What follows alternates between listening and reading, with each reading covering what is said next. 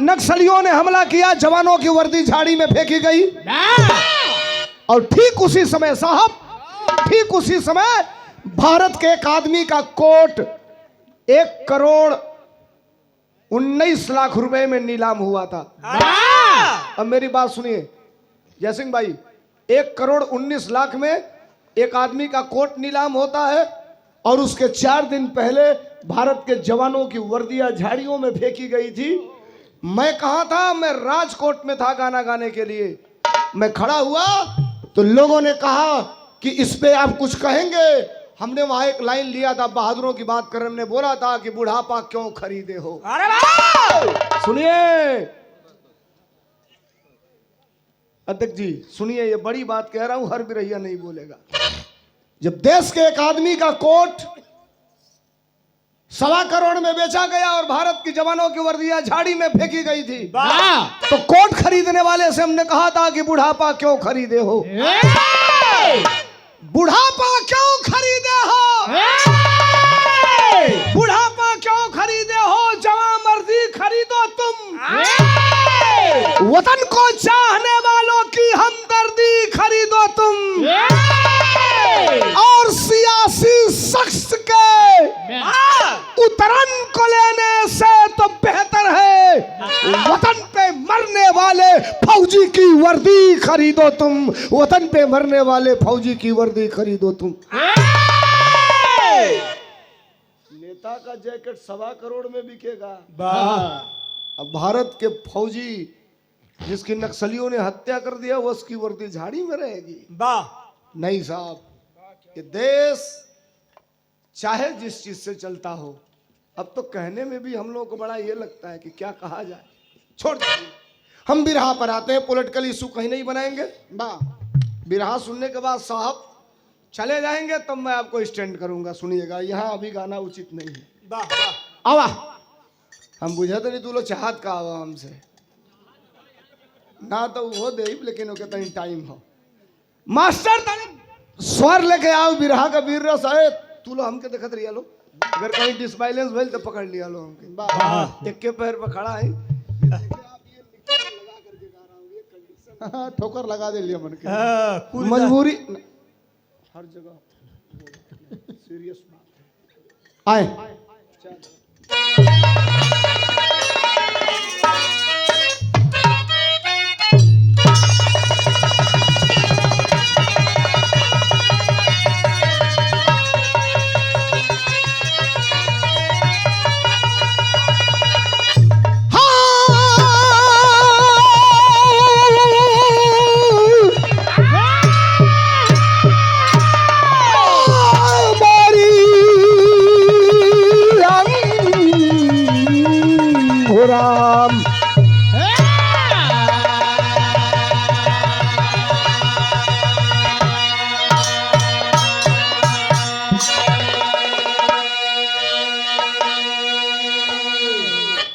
निवेदन कर रहा हूं कलाकार के लिए, रुपया बड़ी बात नहीं होती। रोज 10-20 हजार 50 हजार पॉकेट में आता है रोज।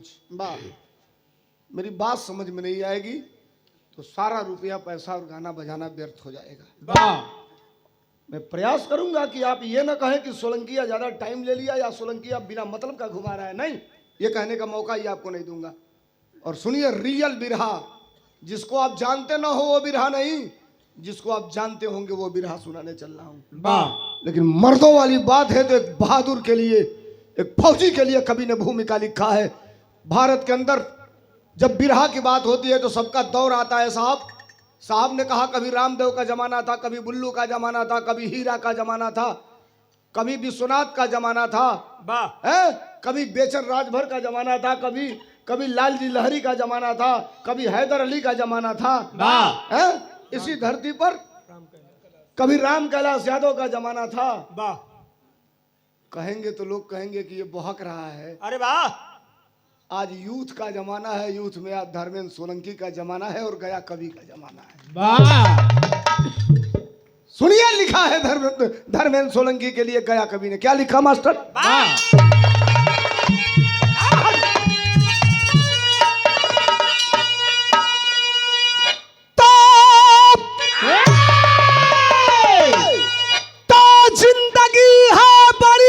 कि बड़ा देश है, अरे कब तराजू में तौला गया कोई रिश्ता, मरने जीने में जिसका कलेजा सफल, अरे कीमती सबसे होता वतन का फरिश्ता, मौत के आसियाने में जज्बा लिए और नाप देता है गोली सा दुश्मन की छाती, मोल लगता तो है मोल मिलता नहीं, अरे सोलंकी गया की कलम ये बताती।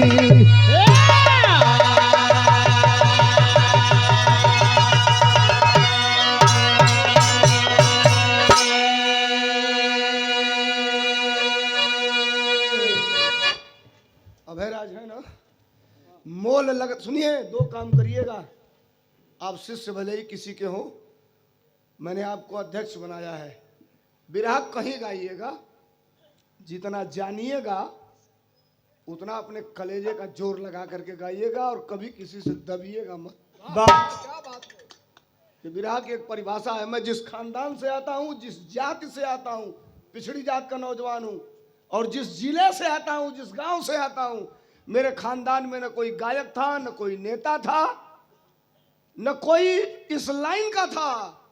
आज भारत का सबसे बड़ा प्रदेश है उत्तर प्रदेश, और भारत की सबसे बड़ी तीसरी पार्टी का प्रदेश अध्यक्ष हूँ, दूसरी बार आदरणीय हमारे अखिलेश यादव जी ने बनाया। ये पॉलिटिकल मंच नहीं है, लेकिन यहाँ तक आया हूँ तो अपने बाहुबल, अपने कलेजा और अपने हिम्मत के बल पर आया हूँ।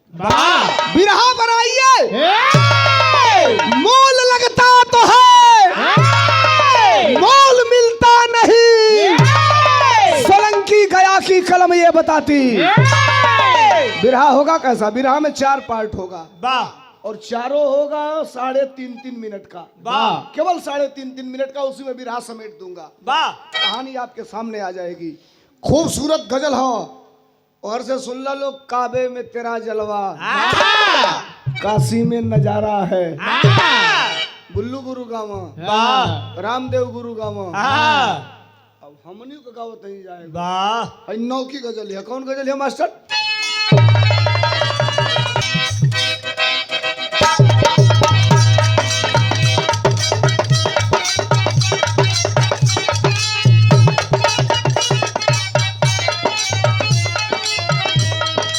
साहब थोड़ा सा अब दूर करिए, बिरहा चढ़ेगा टुन्नू मास्टर भैया, उठे रही तो हम भर पेट बोलना पाए। फलाना का ध्यान वही के गावत आवे लिखा है आज ले। मैंने पूछा कि फिर कब मिलोगे, सुनिए गजल, मैंने पूछा कि फिर कब मिलोगे, अरे थोड़ा शर्माए और हंस के बोले, तुम तो दिल में, हाँ तुम तो दिल में समाये हुए हो, तुम तो दिल में समाये हुए हो, अरे मिलने की जरूरत नहीं है, तुम तो दिल में समाये हुए हो, मिलने की जरूरत नहीं है, तुम तो दिल में समाये हुए हो, मिलने की जरूरत नहीं है। अब बिरहा में भाव कभी जी लिखला, का लिखला? यूं तो धरती से है सबका रिश्ता, अरे यूं तो धरती से है सबका रिश्ता, पर फरिश्ता बना कोई कोई, इस जवानी का आलम लिखूं क्या, अरे इस जवानी का आलम लिखूं का, अरे जिसका हिम्मत का जोड़ा नहीं है, आलम लिखूं का जिसका हिम्मत का जोड़ा नहीं है।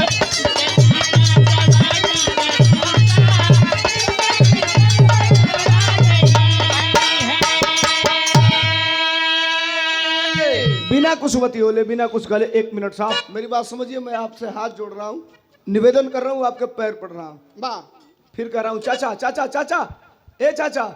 पतोह ना बोलौले होके तो 15 मिनट बैठ जा खाली बस। बोलौले होके तो चल जा चाचा, हमार बिरहा ना बिगाड़े जा बैठ के। अगर एको नंबर लागलोगे तो धीरे से चल जा। वाह बोलबा तो बिगड़ जाई, बिरहा तरिए बैठ के। हम गावे कहाँ का जाता नहीं, कहानी हो कैसन। वाह जिंदा जिंदा बहादुर की कहानी। अरे वाह शुरुआत हमरे बिरहा का हो कैसे मास्टर?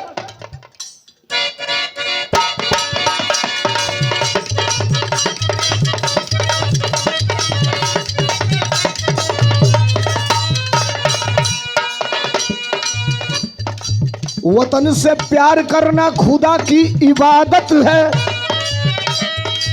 कहीं उससे बड़ी भी देश पर शहादत है।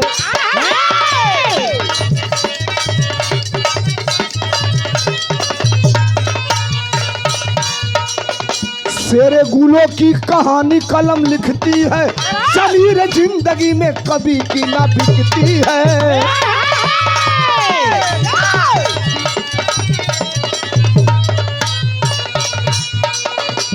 कहाँ का भी रहा बा? शहीदी धरती गाजीपुर को कहा जाता है, शहीदी खंड गाजीपुर को कहा जाता है, जिसका आजादी से गुलामी तक का नाता है।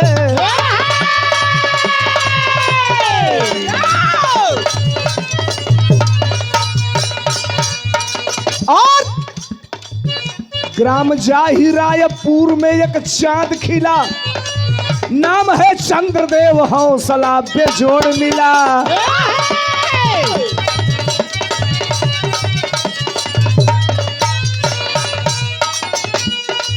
फौज का फौजी,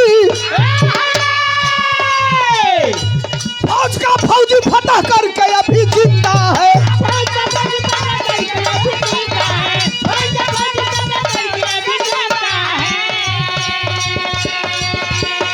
अरे फौज का फौजी फतह करके अभी जिंदा है, कहानी सूरमा में लाखों में चुनिंदा है।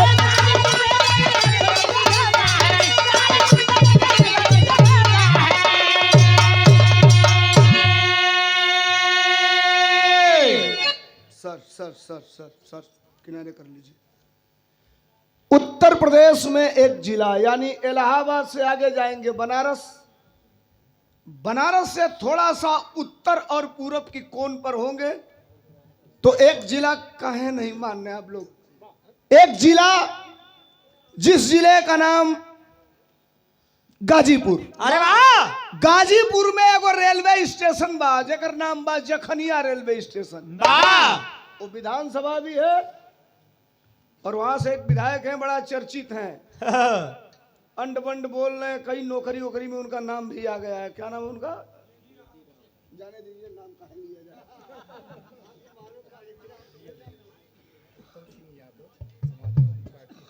वही जखनिया रेलवे स्टेशनवा से 3 किलोमीटर की दूरी पर एक गांव साहब, जो ने गांव का नाम जाही रायपुर, पोस्ट झोटना, तहसील जखनिया, जिला गाजीपुर, उत्तर प्रदेश। बाप का नाम बलराम यादव, माई का नाम राजो देवी।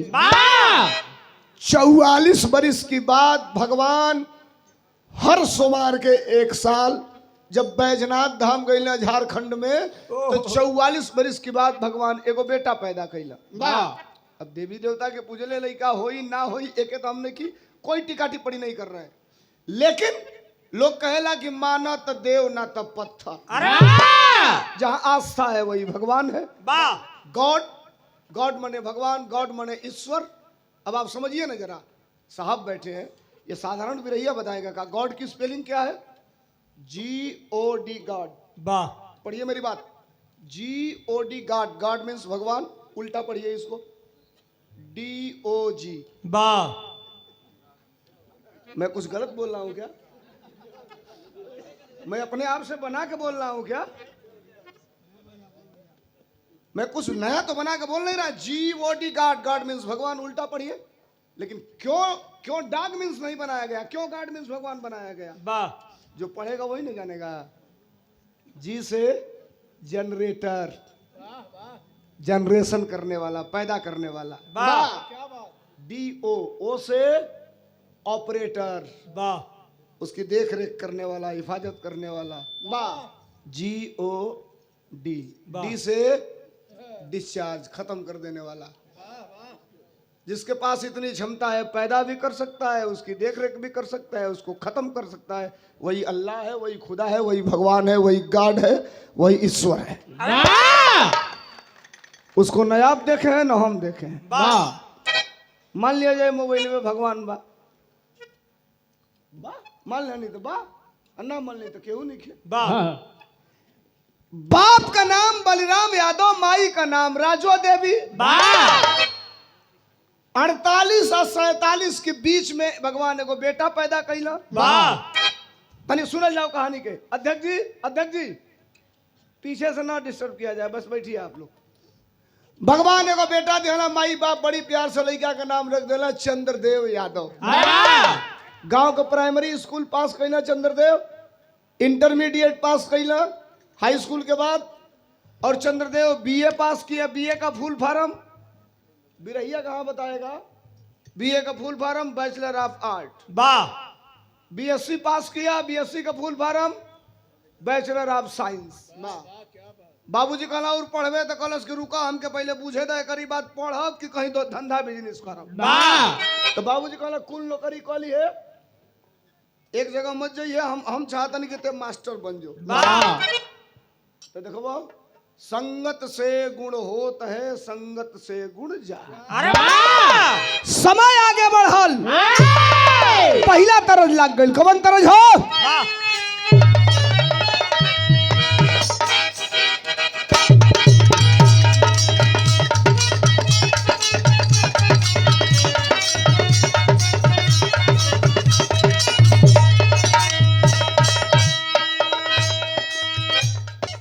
हम दिन भर खड़ा बानी, तबो खड़ा बानी, बैठ जाता नहीं सा आधा घंटा। मर्दिनों को भी रहा बा, लड़का कहलस तनी ताक दे तू हो,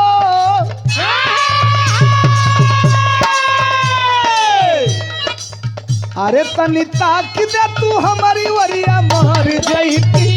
हाँ हाँ मार जईती, बिना गंगा में नहैले हम तारी जईती।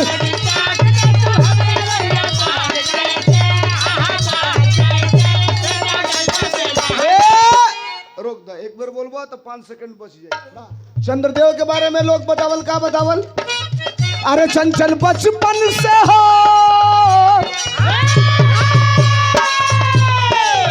अरे चंचल बचपन से बेटा चंद्रदेव रहल, चंद्रदेव रहल, ऐसन गांव घर नगरिया का लोग कहल चंचल।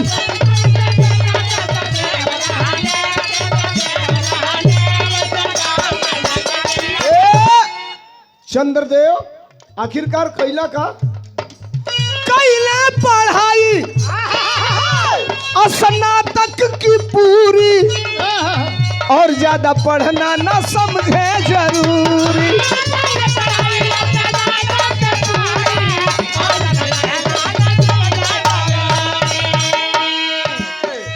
तकौनो नौकरी करम अपने आप कहल, अपने आप कहल, ऐसन गांव घर नगरिया का लोग कहल।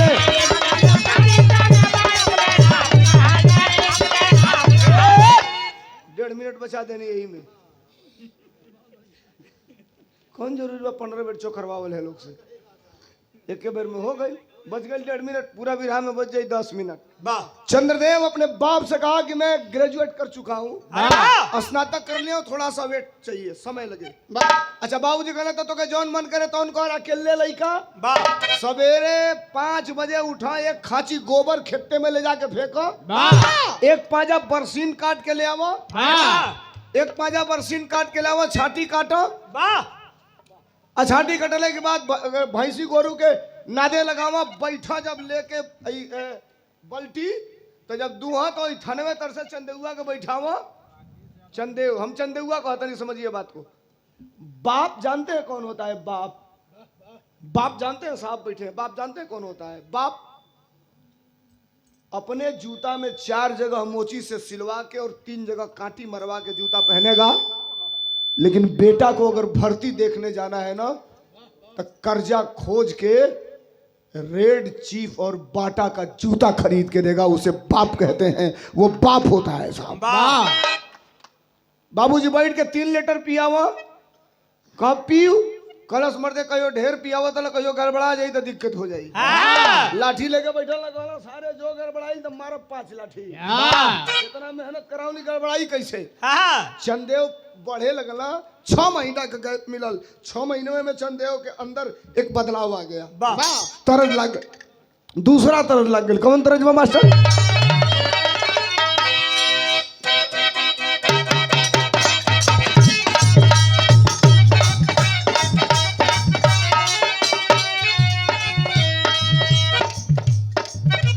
कौन गीत बा? टूटा ता दहिया बधता कलाई,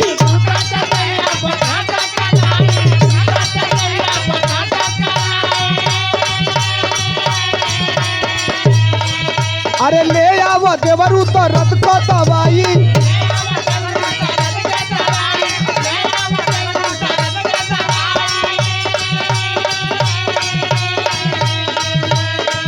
अरे सुत गली सैया सरती चपकी के, अरे सुत गली सैया सरती चपक के, ककरी भइल बा कमरिया लपक के। चंद्रदेव यादव के बाबूजी के कहले के बाद पढ़ाई रुक गई हो। चंद्रदेव का मन का इच्छा कहा तनी बात बिगड़त है, सुनी हेलो का भइल? अरे मन नहीं, अरे मन नहीं लागे तो छोड़े पढ़ाई,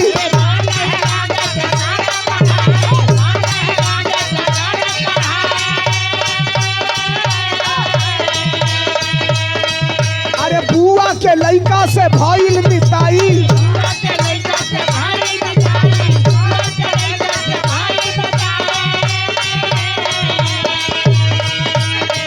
अरे राम भरत फौजी देश सेवा करत बा, अरे राम भरत फौजी देश सेवा करत बा, संगत का रोग धीरे धीरे लगत बा।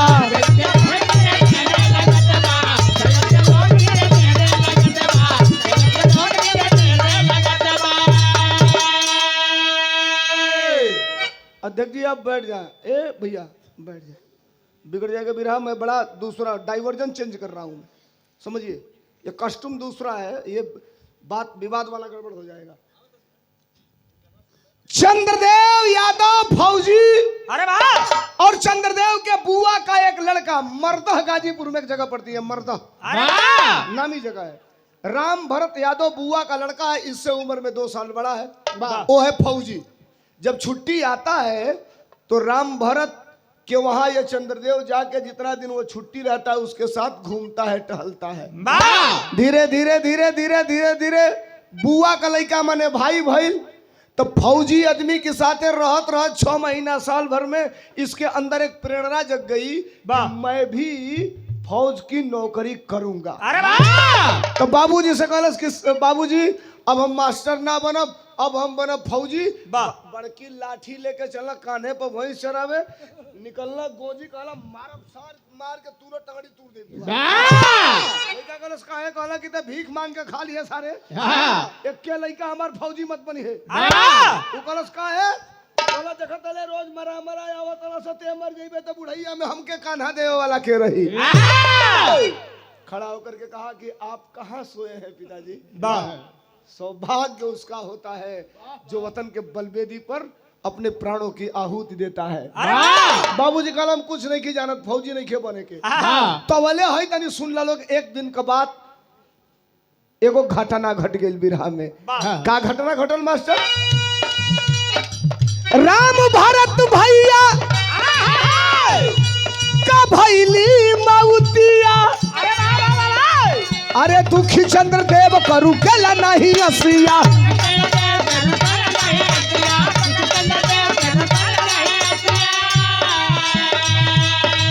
अरे बदला चुकाई मन में जज्बा जगलबा, संगत का रोग धीरे धीरे संगत का रोग धीरे धीरे लगल बा संगत का रोग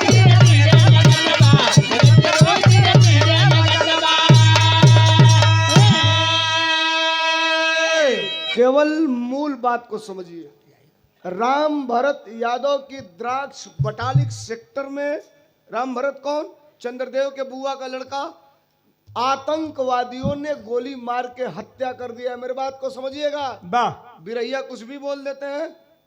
जैसे एक भैया बोलत बोलत हमारे बारे में कजन क्या बोलना, शुरू में बोलना था, कल ये ऐसे प्रजाति लोग हैं, अब हम के प्रजाति बना दे भैया। अब क्या बताएं हम।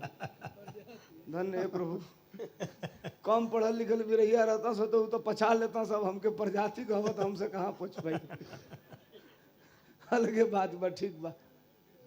आइए बात पर। बिरहा कहां तक पहुंचा? सर सर सर राम भरत यादव की आतंकवादियों ने गोली मार करके हत्या कर दिया। आतंकवादी कौन होता है? जो दूसरे देश से आता है उसे आतंकवादी कहते हैं। बिरहा में आगे जो बात बताऊंगा शायद 3% बिरहा जगत के कलाकार केवल बताएंगे। आगे समझिए। राम भरत की हत्या हो गई। गाजीपुर के कलेक्टर के पास अगले दिन फोन आता है कि तुम्हारे जिले का एक जवान शहीद हुआ है। कल बाबतपुर एयरपोर्ट पर बाई एयर डेड बॉडी जाएगी और अंतिम संस्कार की तैयारी कर लेना। आज घर पर सुबह हुआ, सैकड़ों पुलिस प्रशासन के लोग हैं, दरवाजा का लोग बूझने के पावत कि काहे पुलिस खड़ा बा। गांव भर के लोग जान गई। कलेक्टर के पास, कप्तान के पास ये मैसेज है कि राम भरत यादव की आतंकवादियों ने गोली मार के हत्या कर दिया, डेड बॉडी आ रही है। अब जरा बात को समझिए आप। दरवाजे पर सब लोग खड़े हैं।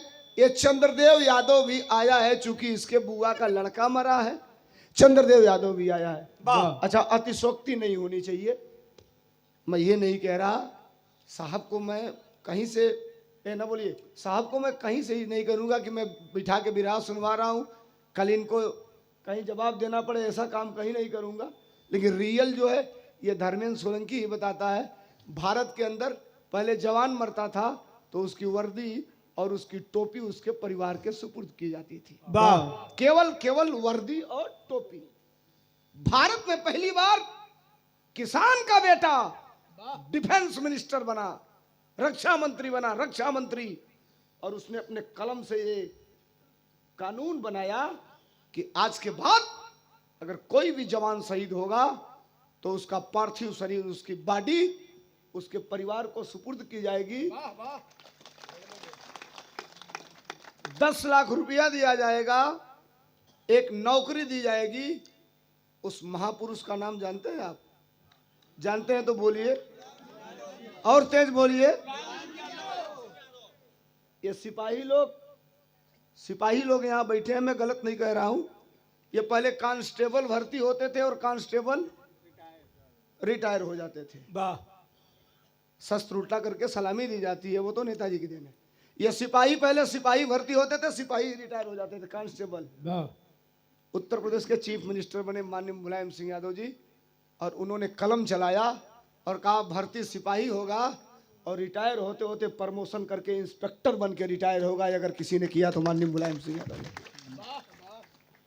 रटा रटाया बात कर देंगे। कुछ कलाकार डॉक्टर BR अम्बेडकर की बात करते। एक दिन हमने एक कलाकार से पूछ दिया, बताओ भारत आजाद होने के पहले डॉक्टर अम्बेडकर सदन के मेंबर थे, किस सदन के मेंबर थे? बताओ। केवल इतना कह दोगे कि अम्बेडकर ने जीने का अधिकार दिया, बोलने का अधिकार दिया, बैठने का अधिकार दिया। अम्बेडकर वो विषय वस्तु है कि हमारी और आपकी 7 पुश्तें डिस्कस करती रह जाएगी, तभी अम्बेडकर का नाम खत्म नहीं होगा। अम्बेडकर उस व्यक्ति और उस विचारधारा का नाम है। हल्ला कर देने से हो जाएगा, चिल्ला देने से हो जाएगा। मैं जितना जानता हूं उतना ही बोलता हूं, नहीं जानता हूं बोलता नहीं हूं। पकड़ जाऊंगा तो फिर फजीहत हो जाएगी। हम उतने बोले नहीं जितना जाने नहीं। बात को छोड़ दीजिए। लाश गाजीपुर में सैदपुर को जगह ही बात, सैदपुर अंतिम दौर चला था साहब। सैदपुर के घाट पे आके लाश फुका दिया। अच्छा सुनी सबे, सैदपुर में आके लाश फुका दिया। घाट पर जानता नहीं के रहेला। अंत्येष्टि में एक बात बताई, लड़का की तिलकी में 20,000 लोग आ जाए दुआरी पर, बियाहे में 5,000 लोग बाराती चल रही। आदमी की असली हैसियत तब पता चलती है कि दरवाजे से अर्थी उठती है और श्मशान घाट तक कितने लोग जाते हैं। मैं गारंटी के साथ कह रहा हूं, आजाद भारत में महात्मा गांधी के बाद और किसी राजनेता के जनाजे में उतनी भीड़ रही आज तक के इतिहास में तो सिर्फ और सिर्फ माननीय मुलायम सिंह यादव जी के जनाजे।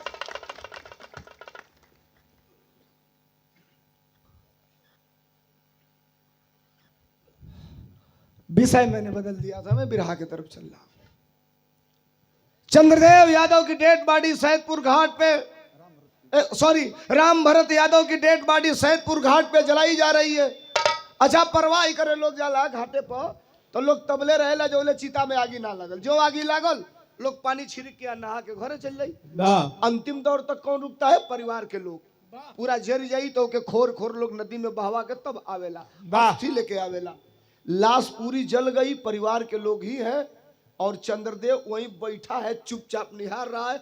ऑटोमेटिक या तो स्क्रू ढीला कहेंगे या पगलाइल कहेंगे या जो कहिए, ऑटोमेटिक खड़ा हुआ और चिता के सामने खड़ा होकर चिल्लाना चालू कर दिया, हरामजादा,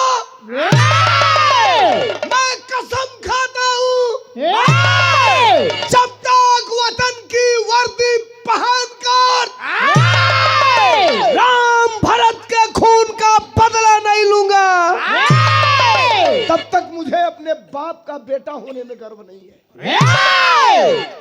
लगल चिल्लाए, घर वाला धैला सा कला सा चंदेउआ पगला गइल, सारे देखत हैं कूद मत जाओ नदिया में। एक जानी के फूकत हैं जाइए के देखत हैं दे करे करे पड़ी क्रिया करो। वाह, पकड़ला सही मार फाटा था, बाबा ही बांध देला सा, गोड़ बांध देला सा, कला सा फेंका सारे के गाड़ी में, फेंक देला सा गाड़ी में, घरे ले गए लोग। इलाज करने के लिए आया कहाँ, एक आदमी ने कहा कि गोरखपुर में एक डॉक्टर है मेंटलों के, वाह, नाम है जिनका प्रकाश मोहन बेरी, पूर्वांचल के मशहूर डॉक्टर हैं, साहब जानते होंगे, बेरी।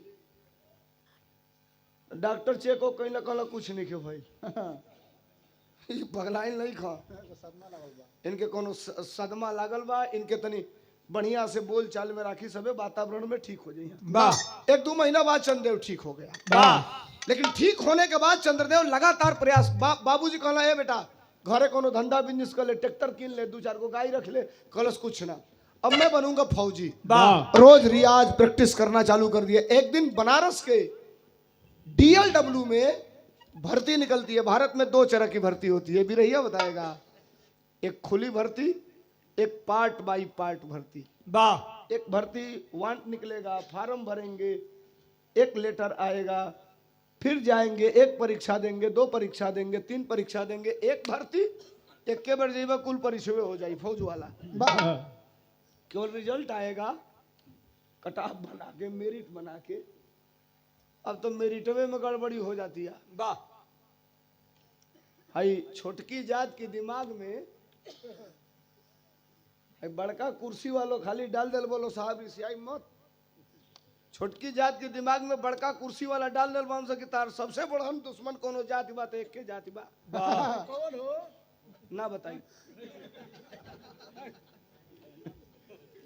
जरूरत पड़ा था तो उहे जाता पंचायत करे, जरूरत पड़ा तो थाना पे उहे जाता, से लड़े को होता तो उहे जाता, कई रुपया फसल बा तो उहे निकलवावे जाता, वोट मांग लेबो तो पावर खून मिल जाई, वोट ना मिली।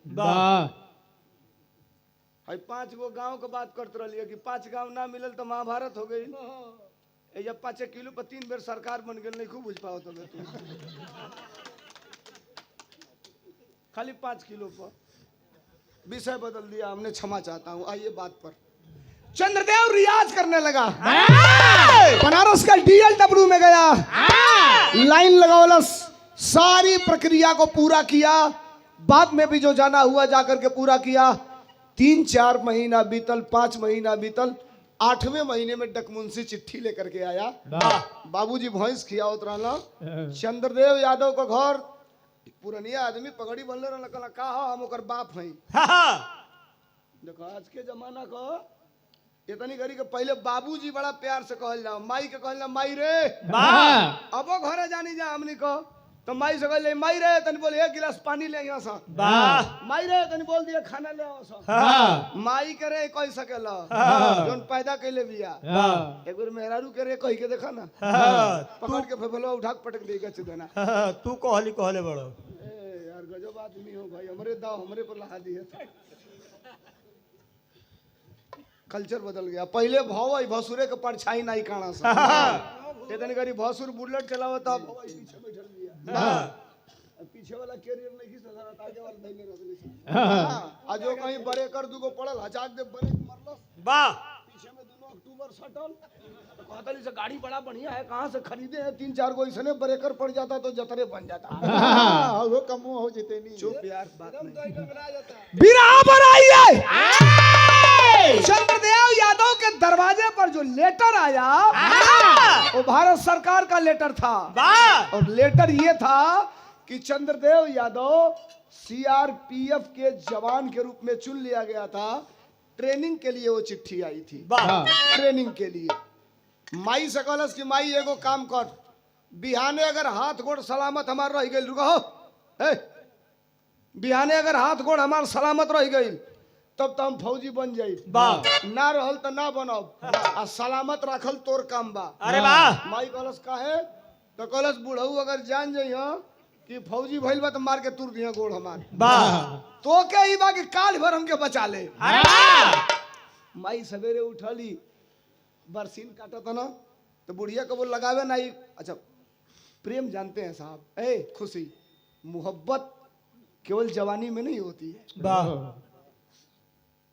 90 बरिस की उम्र में पति और पत्नी जिंदा है तो 24 बरिस से 5 गुना ज्यादा मोहब्बत उन दोनों के बीच होती है मोहब्बत का मतलब केवल वासना नहीं होता है एक दूसरे के दुख में मजबूती के साथ उसके साथ खड़ा रह जाना दुनिया की सबसे बड़ी मोहब्बत है साहब वाह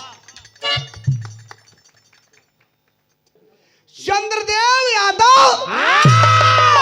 माई मना ली हलस वाह बाबूजी मान गईलन हाँ बेटा चंद्रदेव यादव आज जाई ड्यूटी पर ट्रेनिंग पर माई दूसरे के यहाँ से 1 किलो अचार किन के ले आई है सुनबा गरीब बाप होई जूता सिए वाला बाप होई अगर ओकर बेटा भर्ती होई ना तो देहात का बात बताओ तनी ना रुपया रही तो कर्जा खोज के 1-8 किलो घी खरीद के वो अपने बेटा के दे डब्बा में बंद करके कि हमारे लड़का ट्रेनिंग में जाता खाई तो देहिया में ताकत रही वाह घी माई मोटरी गठरी बांधलस कलस बेटा जा तला तो जा निमने निमने रही है हमार बाबू लड़का चलल हो चलल तो बिरहा का तरज लाग गई कौन तरज हमार सर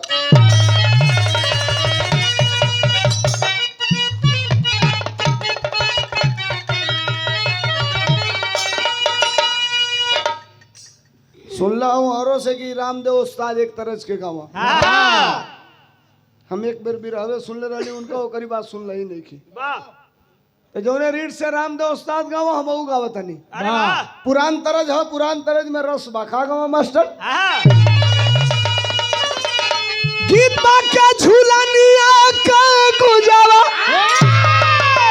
अरे झूलनिया का गुजावा अरे टूटल हो रोज अरे झूलनिया का गुजावा अरे टूटल हो राजा जवनिया में गड़िया छूटल हो राजा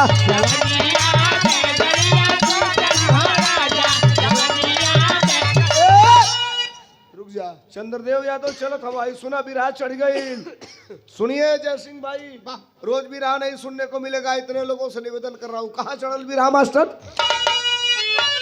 क्या पानी गाइला फौजी पानी गाइला फौजी दीवाना वतन के सजाय वरदी परवाना वतन के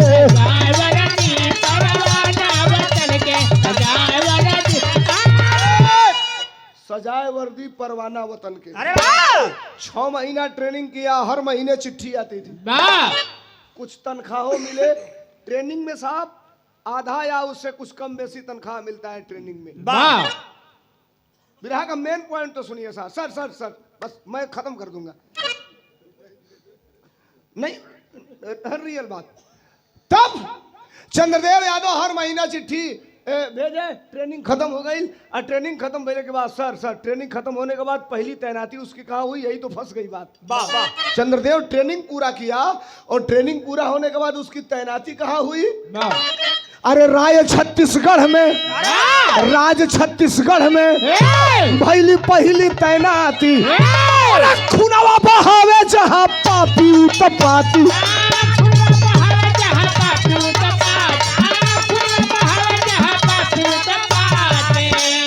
अरे तमात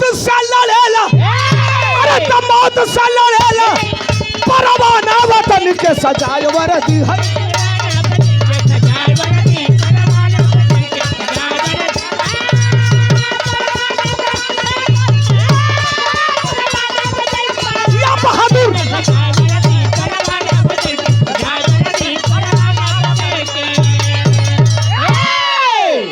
रामदेव उस्ताद के तर्ज पर गिरजा शंकर यादव कमेटी के उपाध्यक्ष 200 रुपया नमस्कार है। सुनिए, पहली पोस्टिंग उसकी हो गई कहाँ? छत्तीसगढ़ में। कोट करा चतुराई विधि का लिखल मीट ना जाई। छत्तीसगढ़ में पहली तैनाती हुई उसी सुकमा में। और जिस दिन ये ज्वाइन किया ड्यूटी उसी दिन 13 भारतीय जवानों को नक्सलियों ने डायनामाइट से उड़ा दिया, पूरी गाड़ी उड़ गई। अब सुनिए, ए भैया, ए यूट्यूबर भाई लो, हाथ जोड़ते नहीं यार, घोड़े पे गिर जाता नहीं तू लोग ना बोला यार। अब ऐसे बड़न का करी बताओ, और कुछ करे को बोले तो करी। नक्सली ये बिरहिया बताएगा साहब। नक्सली और आतंकवादी में अंतर होता है। आतंकवादी दूसरे देश से आता है और नक्सली आप ही के बीच का रहने वाला है, इसी देश का रहने वाला है। नक्सलवाद, लेनिनवाद, मार्क्सो पढ़िए तब आपको पता चलेगा। ये साहब के तरफ से आस गया और कहा कि साहब कब तक हम खून को बर्दाश्त करते रहेंगे। अधिकारियों ने कहा पता ही नहीं चलता कहाँ डायनामाइट बिछा है, कहाँ रास्ते में गड्ढा है, हर कदम कदम पे खतरा है, लेकिन भारत माँ के लिए हम लड़ते हैं। चंद्रदेव ने कहा कि जो सबसे सीरियस संवेदनशील इलाका है हमारी ड्यूटी वहीं लगाई जाए, मेरी मंशा है। और मैं नक्सलियों को मुंह तोड़ जवाब देना चाहता हूं। ड्यूटी लग गई चंद्रदेव की। हालांकि इसकी पुष्टि कोई कानून नहीं करता, कानून में कोई प्रावधान नहीं है कि आप जहां चाहेंगे वहां आपकी ड्यूटी लग जाएगी, लेकिन ये आपसी तालमेल की बात थी, अधिकारी ने लगा दिया। अब 1 महीना ड्यूटी करते करते एक दिन चंद्रदेव को सुराग मिल गई कि कल 17 नक्सली ये जो हम लोगों का कैंप है, इस कैंप को उड़ाने की योजना बना रहे हैं। आज दादा चंद्रदेव के पता लग गया कि 24 घंटा बाद भारत के फौजियों के कैंप को उड़ाया जाएगा। अपने जवानों को लेकर के अलर्ट हो गया, योजना बनाया और 3 तरह से मोर्चाबंदी कराया। 3 तरह से। वो डायनामाइट से नहीं उड़ाया जाने वाला था, वो लॉन्चर से उड़ाया जाने वाला था। अब 3 तरह से मोर्चाबंदी कराया और संजोग देखिए, अगर अपने काम के प्रति आप ईमानदारी से हैं, 14 से 15 नक्सली थे। रात को 1:30 बजे आए, तय था कि सुबह 7:30 बजे उड़ा दिया जाएगा, देश में इसका मैसेज जाए। और पूरे के पूरे नक्सलियों को घेराबंदी करके AK-47, AK-56 जैसे अत्याधुनिक हथियारों से लैस घेर के मोर्चाबंदी करके 15 नक्सलियों को 17 मिनट के अंदर भारत के जवानों ने मार दिया। मच गई खलबली। अरे बाप रे बाप, नक्सली मार दिए गए 15। और उन नक्सलियों के अंदर जो मैसेज गया वो बड़ा खराब गया कि अब तो हम मारे जा रहे हैं। नक्सलियों ने पता लगा लिया और 13 दिन के बाद इसका जो मेन अधिकारी था इसको, और मैं यूं कहूं तो भारत के रक्षा मंत्री उस समय कौन थे जानते हैं आप? मर गए। गोवा के मुख्यमंत्री भी रहे, नाम जिनका मनोहर पर्रिकर साहब। मनोहर पर्रिकर साहब को टैग करके ट्विटर से और उनके ऑफिस में एक चिट्ठी भेजी गई कि एक फौजी है, नाम है जिसका चंद्रदेव यादव, 15 नक्सलियों को मरवाया है। मैं आपको चैलेंज देता हूं, 1 हफ्ते के अंदर चंद्रदेव यादव को मरवा दिया जाएगा, मार दूंगा, मार दिया जाएगा चंद्रदेव यादव। भारत के फौज के पास और भारत के सरकार के पास हिम्मत है तो बचा ले चंद्रदेव यादव को। डिफेंस मंत्रालय आप चैलेंज करेंगे। ये मैसेज ऊपर पास हुआ किसके बाद? भारत के अंदर सबसे बड़ा खुफिया अधिकारी जो है इस समय देश का, नाम है जिसका अजीत डोभाल।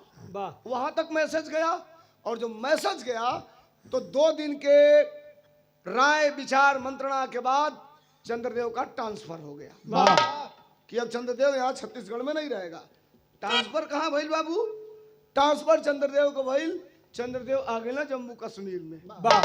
हाय देखा, तो ये हो गई कि आसमान से गिरा या खजूर पे आके अटक गया। आ गई चंद्रदेव कहवा? जम्मू कश्मीर में। आकर के आमद कराता है। आमद मतलब समझ रहे हैं आप? आमद मतलब आप लोग समझ रहे हैं? बिरहिया बताएगा कोई? नहीं बताएगा। आमद माने ड्यूटी ज्वाइन कइल जाला, रजिस्टर में दस्तखत हो जाले, ओके आमद कहल जाला। जैसे सिपाही छुट्टी लेके चल गए लोग, जब आके जब दस्तखत करी लो कि हम ये बेरा से ड्यूटी ज्वाइन करते नो के आमद कहल जाला। आमद कराया तो वहां हलचले तेज थी, सरहद पे भैया सरहद पे तनाव तेज था। चंद्रदेव तेज आदमी था। चंद्रदेव को पूरे फौज के लोगों ने, जिस बटालियन में आया सबने स्वागत किया। बहादुर आदमी जहां जाता है वहां उसका स्वागत होता है। स्वागत किया। 2 महीना ड्यूटी करते बीत गया। एक दिन के बाद अपनी टीम के साथ चंद्रदेव बैठा है और ये आशंका थी कि भारत के ऊपर पाकिस्तान के अंदर से आकर आतंकवादी हमला करने वाले हैं। एक दिन बैठ के मंत्रणा कर रहा है बिरहा के टेरी में। कैसे मास्टर?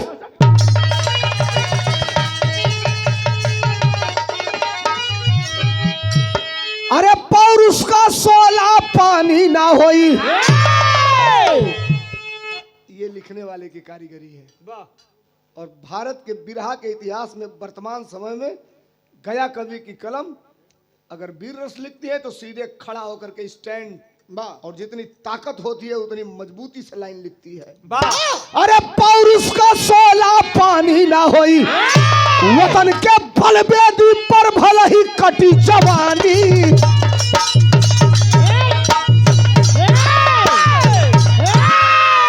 वतन के बलवेदी पर भले ही कटी जवानी, पौरुष का 16 पानी ना होई। ए बिरहा सुनवैया भैया लोग, हमके गरिया ली हलो बाद में कि 10 मिनट अधिकार ले लिहलस, लेकिन हाथ जोड़ के मूड़ी पटकत नहीं तो की गोड़े पर सुन लेबा तो जिंदगी में बहुत बिरहा सुने के मिलल होई, ऐसनो सुने के ना मिली।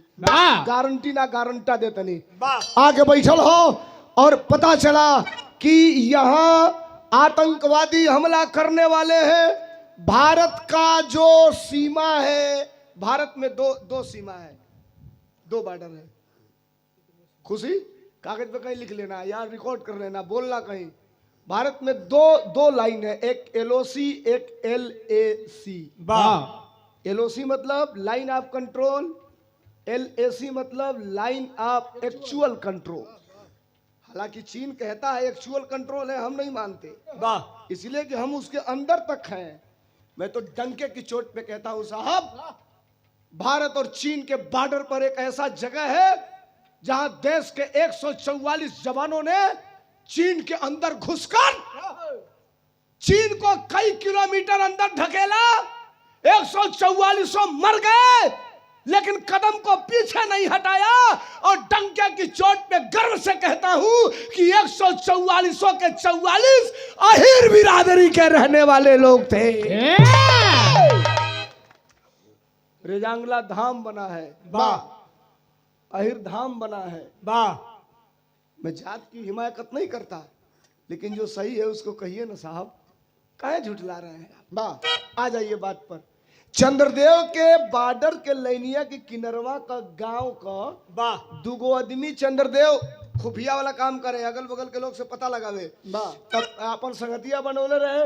वो एक दिन कहला साहब आके आतंकवादी हमारी गाँव में रुका तला योजना बनाओ तना कि परसों हई कटीला तरवा काट के घुसिया सा बड़हन धमाका होई, कई लोग मरी। जब भारत के पास इंटेलिजेंट विभाग है, उससे जब ये जांचा परखा गया तो ये तय था कि हमला होने वाला है। रात को 11 बजे जिस दिन हमला होने वाला है, चंद्रदेव अपने 17 साथियों को लेकर के, और जहां ठीक LOC बॉर्डर पर, पाकिस्तान इधर हिंदुस्तान इधर, रात को 1 बजे 1:30 बजे वर्दी ऐसा पहने थे, घास पत्ता लगी थी, ऐसे लेटे हुए थे। और तब तक कुछ हलचल सुनाई देती है। बिरहा का अंतिम तरज हो, खमन तरज हमाशा।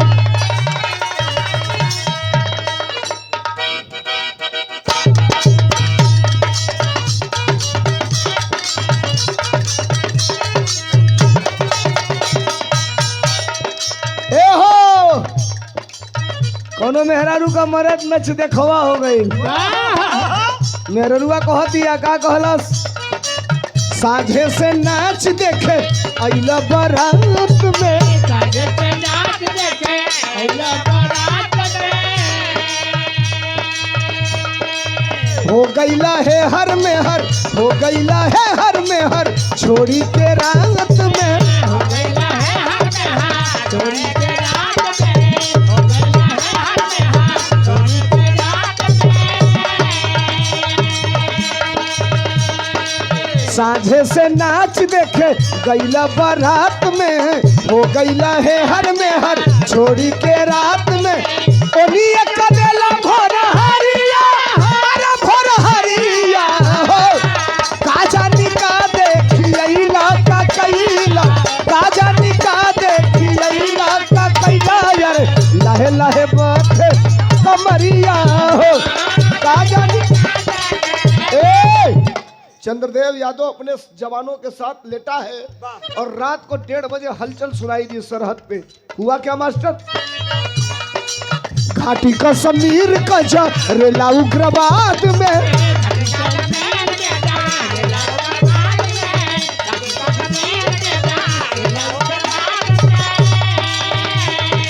चले चंद्रदेव लोहा लेवे फौलाद से,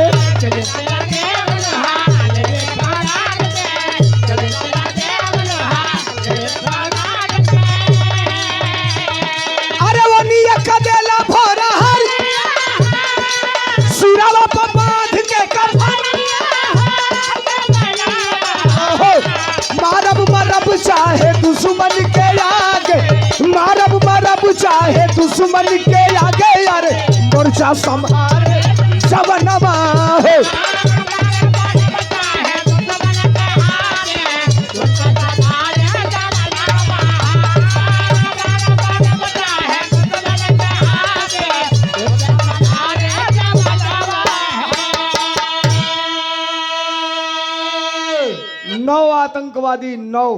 नौ आतंकवादी ठीक LOC बॉर्डर से 8 फीट इधर एक पहाड़ है। रात को 1:30 बजे कुर्ता पजामा पहने, दाढ़ी बढ़ाए और हाथ में AK-47 लिए उस पत्थर पे आकर के बैठते हैं और भारत के जवानों की पैनी निगाहें देखती है, खतरा सामने है, हमला किया जाए तो कैसे किया जाए। 8 थे, 8 थे, एक बीच में था। जो बीच में था वो चाट लिया था कागज और पेंसिल से कुछ समझा रहा था 8 को। चंद्रदेव फौजियों का एक, हर बटालियन का एक कोड वर्क होता है, कोबरा फला कोबरा फला कोबरा फला। इसने कहा एक काम करो, ये जिंदगी आज ही तक है, अगर आज रह गई तो जीवन में कभी हम अपने मंसूबे में असफल नहीं होंगे, अगर आज नहीं रही तो वतन के लिए काम आ जाएंगे। जवानों ने कहा करना क्या है? कहा मुझे कवर करो और मेरे हिसाब से जब मैं आदेश करूंगा आपके AK-47 की सारी गोलियां टारगेट के तरफ चलनी चाहिए। 500 रुपया BD ऑटोमोबाइल्स पिपरी, बबलू यादव, प्रधान संसारीपुर। वो आतंकवादी ये नहीं समझ पा रहे कि हमें कोई पीछा कर रहा है या हमें कोई देख रहा है। चंद्रदेव यादव की पैनी नजर टारगेट बना करके सभी जवानों को एक मुश्त, एक बार, एक साथ फायर का आदेश दिया और तर तर तर तर तर तर तर तर तर तर तर तर तर तर तर तर सबकी मैगजीनें निकल करके, वो 9 थे, 9 में 8 तो ऑन स्पॉट खत्म हो गए, समझिएगा। 9वें के पैर में गोली लगी थी और वो हाथ में AK-47 लिया था, चाहता तो गोली चला देता, गोली नहीं चला रहा है, ऐसे लिया AK-47 और ऐसे लंगड़ाते हुए वो कोई ओट आड़ ढूंढ रहा है कि पत्थर के ओट में मैं छिप जाऊं और उसके बाद छिप करके गोली चलाऊं।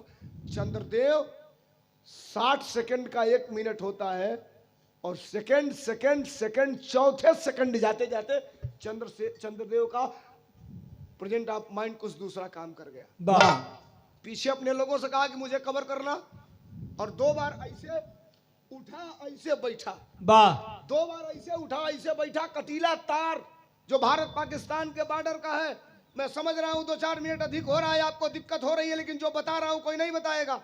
ये कोई जरूरी है कि 40 फीट ऊंचा हम तार लगा सकते हैं, 30 फीट ऊंचा लगा सकते हैं, नहीं। भारत के कानून में नियम में जितना फिट है और जिस हिसाब का है वही तार और वही उतना ही ऊंचा लग सकता है। वाह कुछ अपना उसका व्यवस्था होगा। 2-3 बार चंद्रदेव ऐसे उठा बैठा, 7.5 फीट तब पे चंद्रदेव कूद गए। वाह कूद के गिरल वो बगल 1.5 फुट पाकिस्तान में लिया है AK-47, सामने मौत खड़ी है, आतंकवादी हाथ में लिया है। लेकिन समझिए दौड़ करके झपट्टा मारा, वो गिर गया उसी पत्थर पर। वाह और जब गिरल तो ये चाहा होता तो तत्काल गोली मार दिया होता। वाह जूता में से निकाला चमचमाता चाकू, निकाल के बैठल सिनेमा पर। तो कहा सबको मार दिए, हमें छोड़ दो। वाह कहलो छोड़े खाते नहीं है, तुम्हारी बहन की वो बगल से ही बगल निकलना चाकू, ये खचाक खचाक खचाक 10 चाकू। जैसे टोटी पानी फेंकेला वैसे फट फट फट फट पानी फेंका था। वाह किनारे खड़ा भइल, ऐसे AK-47 लगौलस। वाह जानिए तो जानकारी, AK-47 एक ऐसा असलहा है, हथियार है, दबाते जाएंगे तो एक एक गोली निकलती जाएगी और चाहेंगे तो पूरा का पूरा मैगजीन एक ही बार निकल जाएगा, जिसे कहा जाता है ब्रस्ट। वाह ब्रस्ट, ये भी रही है बताएगा कोई। ऐसे लगाया कलेजे पर और मारा ब्रस्ट, छिटा गई लसीए भूजा भूजा नहीं। फिर वापस कूदा लाइल, कहा मिशन फटा। 12 जिप्सियां लगी थी साहब, 12 जिप्सियों को लेकर के अपने कैंप के तरफ गए। अगले दिन भारत के हिंदुस्तान के पेपर में भी छपा और पाकिस्तान में लाहौर तक ये खबर गई कि भारत ने पाकिस्तान के अंदर घुसकर 9 आतंकवादियों को मार दिया। अरे वाह! वो किस गिरोह के थे साहब? भारत का वांटेड, कई देशों का वांटेड, जिस आतंकवादी का नाम है अजहर मसूद। वाह अजहर मसूद वांटेड अपराधी था, मोस्ट वांटेड है। उससे रिलेटेड लोग थे जिन्होंने भारत में घुसने का काम किया था, मार दिए गए।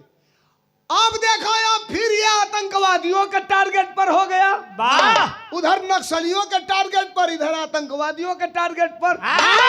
और सूचना ये मिल गई, विरहा की अंतिम लाइन पढ़ रहा हूं। सूचना ये मिली कि अब चंद्रदेव को 24 घंटे खतरा है, तो ऊपर से आदेश आया कि अब इससे नौकरी न कराई जाए, ड्यूटी न कराई जाए, ड्यूटी न कराई जाए, और चंद्रदेव को एक कोठरी में पैक कर दिया जाए। एक जगह रहेगा, बाहर नहीं निकलेगा। साहब चंद्रदेव कोठरी में पैक हो गया, वर्दी निकाल के टांग दिया, उसी में खाना, उसी में पीना, मोबाइल भी साथ में है। एक दिन के बाद ये साहब, हम जानते नहीं कि आप लोगन के 10 मिनट ज्यादा ले ले बानी, हई है बिरहवा का करेजा ह हीर ह। एक दिन के बाद रात को 11 बजे चंद्रदेव भोजन कर रहा है, और भोजन क्या है? बीर रस। फौज में मिलता है खाने को, मटन, चिकन, अंडा। खाना तो खा रहा है, लेकिन हाथ में एक गिलास है, गिलास में पानी रंगीन है। फौज में ये भी मिलता है पीने को, ये सर्विस में है। और तब तक चंद्रदेव के एंड्रॉइड मोबाइल फोन पर एक नंबर आता है, मोहम्मद इस्लाम। कॉलर ट्यून पे नाम नहीं सेव किए रहेंगे तो भी आ जाएगा। एक बार आया मोहम्मद इस्लाम, 11:30 बज रहा है, इग्नोर कर दिया। दूसरी बार आया मोहम्मद इस्लाम, तीसरी बार आया, फोन रिसीव किया, कहा हेलो। बोला गया साहब मैं मोहम्मद इस्लाम बोल रहा हूं बगल के गांव से। वाह। कहा बताओ इस्लाम। कहा साहब 14 लोगों से बता चुका हूं, 15वें आदमी आप हैं, और मैं जान रहा हूं कि आप अगर आप नहीं करोगे तो फिर इसके बाद मैं किसी से कहूंगा नहीं। वाह। चंद्रदेव ने कहा रात को 11-12 बज रहा है और 12 बजे मुझे तुम सूचना दे रहे हो, क्या सूचना है? वाह। कहा साहब सूचना बताए। एक जमीन है 18 फीट गोल, 18 फीट है जमीन हिंदुस्तान की, वाह। लेकिन 2.5 साल से 40 फीट पाइप में 1.5 मीटर लंबा पाकिस्तान का झंडा लहर रहा है साहब। मैं 14 लोगों से बता चुका, लेकिन कोई कार्रवाई नहीं हुई, उसको उखाड़ा नहीं गया। वाह। हंसा ठठा के चंद्रदेव कहला साले पागल समझ रहे हो हमको? रात को 12 बजे हमको उकसा रहे हो कि मैं निकल जाऊं और तुम लोग हमको गोली मार दो, मेरे जान चले जाए। वाह। चूतिया समझ रहे हो हमको? वाह। कहा साहब नाम इस्लाम है, जात का मुसलमान हूं, मुसलमान का पूरा मतलब मुसल्लम ईमान होता है साहब। जो मैं जानकारी बताया हूं पता लगा लो, अगर गलत होगा तो मुझे कल बुला लेना, मैं खड़ा हो जाऊंगा, सीने पर नहीं मेरे चूतर पे गोली मारना साहब, एक बार आह नहीं करूंगा अगर गलत मैसेज होगा तो। वाह। चंद्रदेव ने कहा कि दूरी कितनी होगी यहां से? कहा लोकेशन भेज रहा हूं। व्हाट्सएप पे लोकेशन आया, 31 किलोमीटर की दूरी थी। चंद्रदेव कहा कि रात को 12:30 पौने 1 हो रहा है, जज्बात को तूने जगाया है, गलत मैसेज होगा तो तू बचेगा नहीं बेटा। कहा साहब अगर मैसेज गलत होगा तो मेरे खानदान को खत्म करिएगा। चंद्रदेव एमसीबी ट्रिप कर दिया। वाह।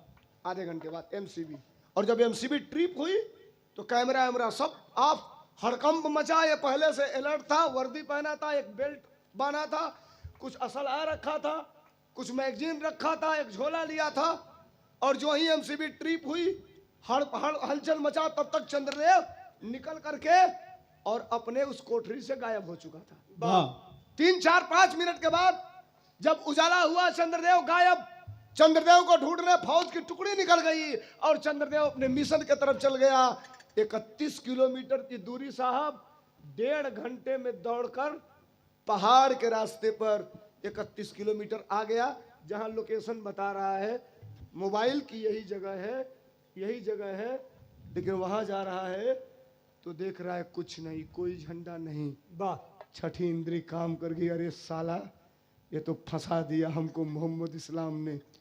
लेट गया कि उन्हीं के बल पर लेजर लाइट निकाला और जमीन पर सटा करके ऐसे ऐसे जला रहा है।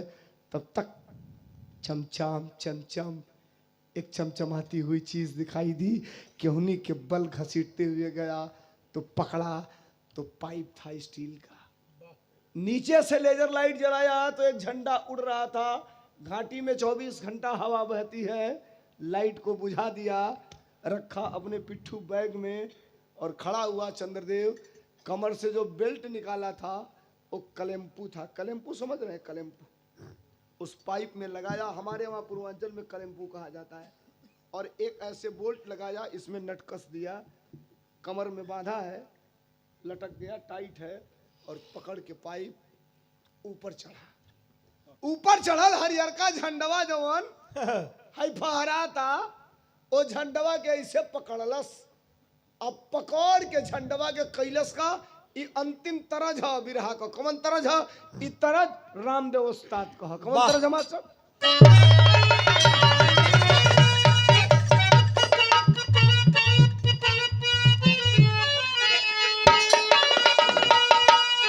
चढ़ गई ला तो ठीक बात नहीं, सब बच्चा लोग के चढ़ा ला।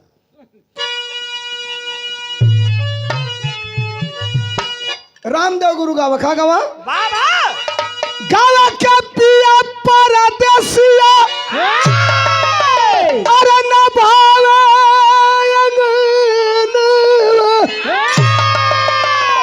अरे बिरही बनल बस जारी अरे मोरी उड़ी उड़ी जाले अचरिया, उड़ी उड़ी जाले अचरिया।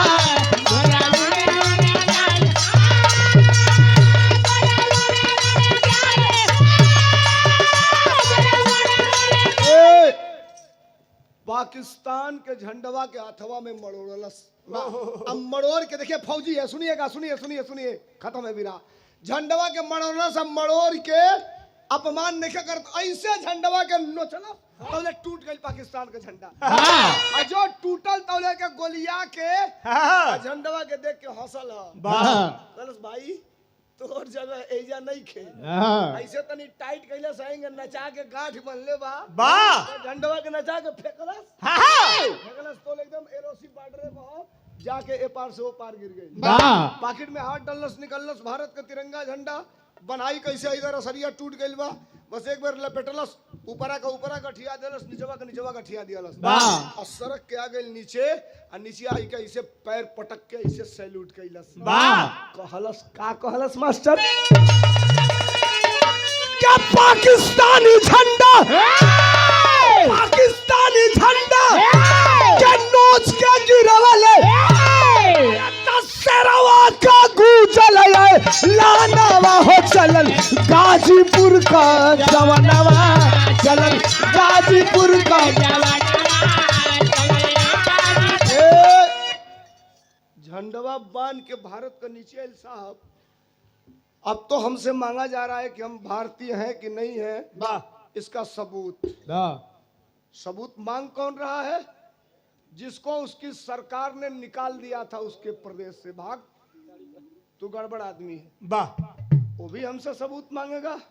लेकिन वो चंद्रदेव ऐसे सैल्यूट करके कह रहा है यहाँ सब हिंदुस्तानी बैठे हैं, सब भारतवासी बैठे हैं। अब तक मैंने नहीं कहा चंद्रदेव के बहादुरी पर, अगर वो सही कहा होगा, लगेगा कि ये हिंदुस्तानी ने अच्छा काम किया है, तो दूसरी लाइन पर आपका स्वागत मेरे लिए नहीं, उस चंद्रदेव के लिए तालियों से चाहूंगा। किस बात पर? चंद्रदेव वही झंडवा की ओर ताक के कहलस कि साहब, झंडवा के साहब को आता साहब, ए साहब, चिल्लाता का कहलस, अरे चबले रही, अरे चबले रही तन में भारत का पानी, उस बहादुर के लिए तालियां चाहूंगा अगली लाइन पर, के जबले रही अरे तन में भारत का पानी, अरे कैसे लहराई साला झंडा पाकिस्तानी।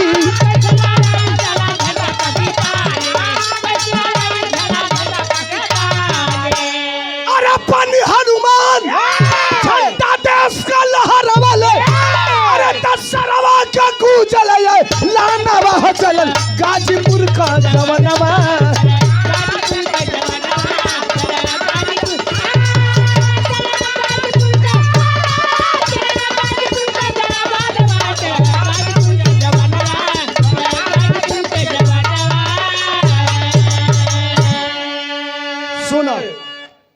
नक्सलियों को मारा, आतंकवादियों को मारा, पाकिस्तान का झंडा उतार के भारत का झंडा फहराया। कहीं किताब में ये खबर नहीं आई, करा के खड़ी पर चला। कैसे मास्टर?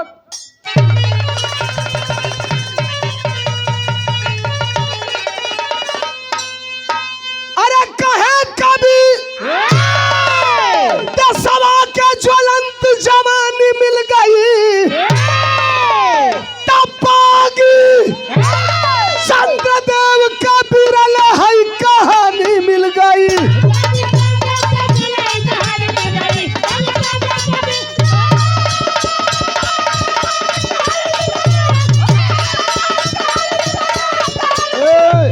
फौजी गया प्रसाद यादव मंदिर, एक फौजी भाई की तरफ से 1000 रुपयों का पुरस्कार। एक बार तालियां बजा करके स्वागत करिए। चंद्रदेव का स्थिति है आज भी सीआरपीएफ में, सीआरपीएफ आज के डेट में, आज भी सीआरपीएफ में देत वाले सेवा, देश भक्ति से बढ़हन कवना नहीं मेवा।